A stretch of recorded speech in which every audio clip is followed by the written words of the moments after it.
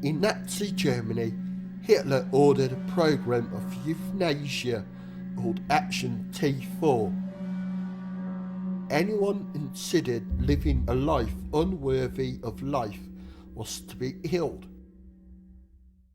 People targeted for euthanasia included all types of physically and mentally disabled people. At first, infants were targeted, but the healing programs soon expanded to older people. The healings took place at special healing hospitals spread out across the country. This is Nurse Brayman. She's here to take you to hospital. Why do I need to go to hospital? I'm not ill. The doctor will examine you both and decide on the appropriate treatment. Follow me, please. Some disabled people were taken from their families. Vagrants were picked up by local police and taken to the hospital.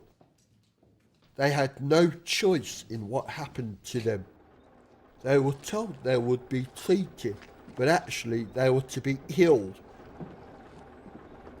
The Nazis didn't want anybody to know about the killings, so the whole process was kept top secret.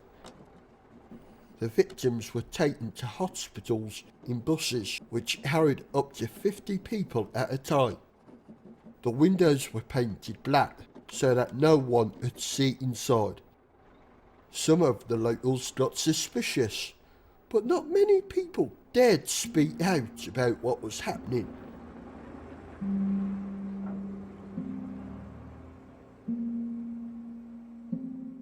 Many of the people had been transferred from other hospitals and were tired, hungry and upset by the time they reached their destination.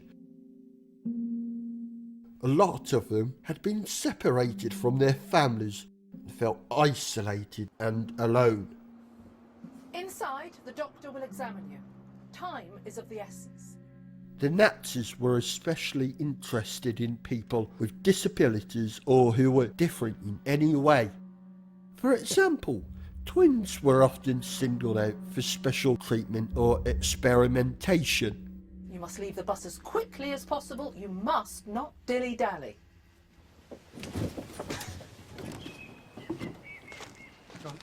The bus arrived at hospital and people were unloaded.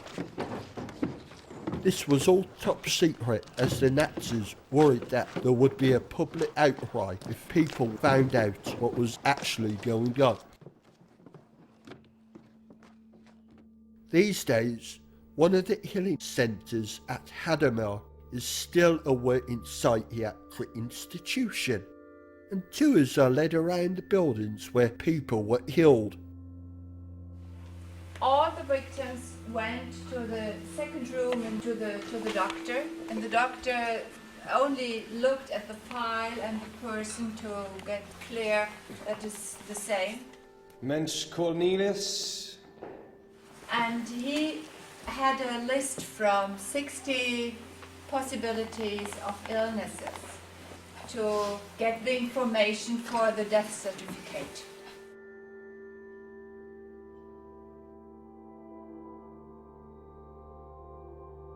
The doctor upstairs marked some of the victims with a cross on the shoulder if he was interested in the brains.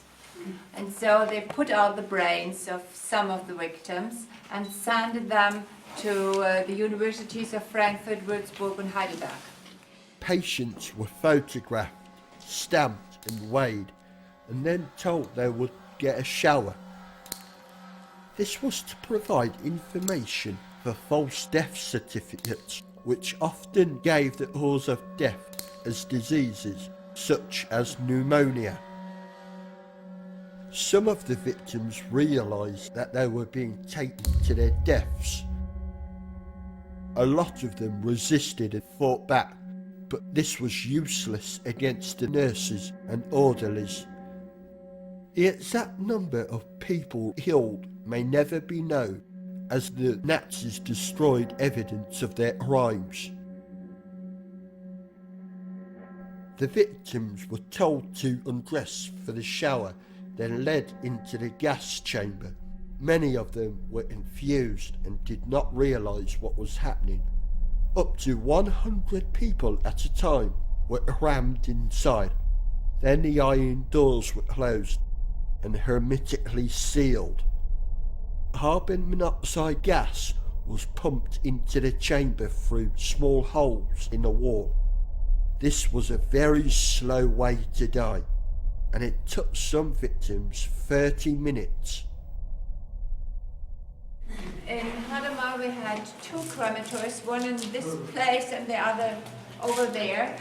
They were put out after the official end of the euthanasia period in 1941, and in the first and in the second period of euthanasia crime.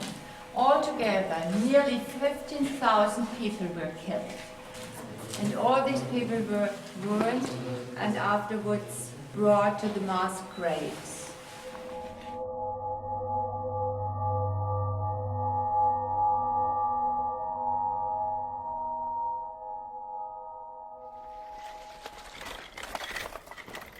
Onto your crutches, please. But I need my chair. Get inside and the doctor will decide what you need. You, help him.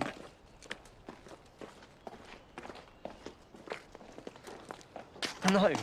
Seat yourself. Don't you want to get better? Move inside. Not everyone made it as far as the gas chamber. In eastern occupied territories outside the Third Reich, there are stories of what happened to disabled people who were inconvenient.